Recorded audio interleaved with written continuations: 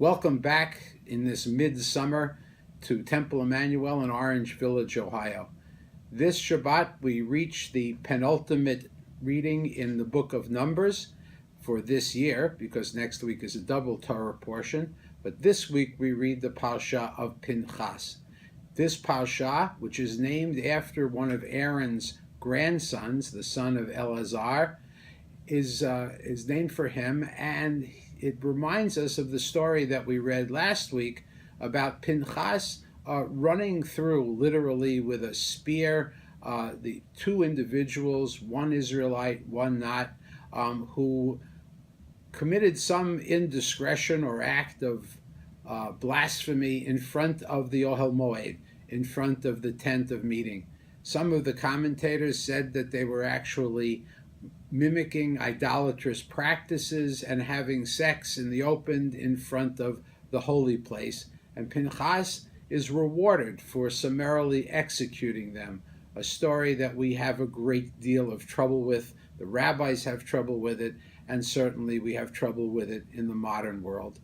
The Torah portion then goes on to talk about the land division in the homeland, in the land of Israel, and the families that will operate or occupy individual pieces of the land of Israel. But it is interrupted by the story of the Benot Tzalafchad, the daughters of a gentleman by the name of Tzalafchad, who died without having any sons. And since in the biblical world inheritance was through the male line, this presented a bit of a problem. And finally, because of its proximity to Tisha B'Av, because the 9th of Av, the fast day commemorating the destruction of the temple, we have a different haftarah this week, this one taken from the first chapter and a bit of the second chapter of the book of Jeremiah. These seem like three different approaches to one subject, but let's take a moment and see if we can't string all of them together. Pinchas took summary action when he saw something that he thought threatened the existence of the people of Israel. I don't know that we would interpret the actions of these miscreants in the same way today, but the Torah talks about God giving Pinchas a Brit Shalom and promising that the line of high priests will come through his descendants, which it does at least until the time of King David in about 1000 BCE. So we learn from Pinchas that there are times, moments, very, very rare moments, when very, very few people are called upon to take drastic, unpleasant, perhaps even controversial action in order to save the people, in order to protect the people of Israel, or to protect anyone for that matter. We're going to see, or we're already seeing, a similar controversy over the use of a robot to neutralize, which is the polite word for kill, the shooter in the recent incident in Dallas where 5 police officers lost their lives. The Benot Tzalafchad present a different kind of problem. There's no war, there's no threat to the people, but there is an injustice against the women, which was not intended by God or by Moses or anyone else. Moses goes to inquire of God, and God says they can inherit. The women inherit the property. There are some issues later on with a conflict of laws that occurs later on in the Torah, but for now, understand that even the legal system that was set up at Sinai turned out to need some changes and amendments as it was applied to the real world. Apparently, neither God nor Moses at Mount Sinai envisioned a situation where someone would have no male heirs and the land would need to be divided among the women. Finally, we get to Jeremiah.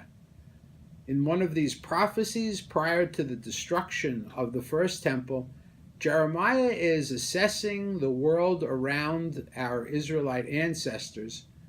In that day and age, he understood that there were certain issues that the people of Israel were not dealing with, both internally and externally, that might in fact threaten the existence of the people of Israel, or certainly the kingdom of Israel, just as Pinchas thought that the people were being threatened, the existence of the people was being threatened earlier on in our Torah reading at the beginning of our Torah reading this week.